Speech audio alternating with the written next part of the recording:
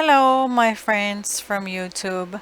My name is Bianca Duncan, and this channel is going to be about ideas on how to long arm quilt a quilt.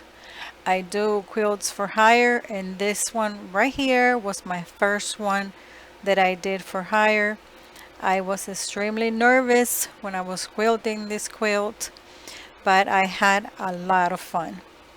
And the person that sent me the quilt, my friend Candy, was happy with the results of the quilt.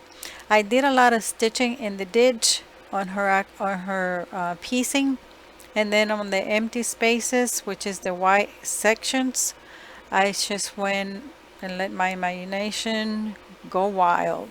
And every single one of the blocks were different, a different design. It was a lot of fun quilting this quilt.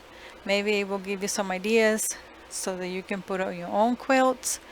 Over here, the pictures are getting a little bit darker because in order for you to appreciate the quilting, you're gonna have to dim the lights down. I did it a little bit too dark, I think. Hopefully I'll be able to record my quilting, so that's what I'm planning to do.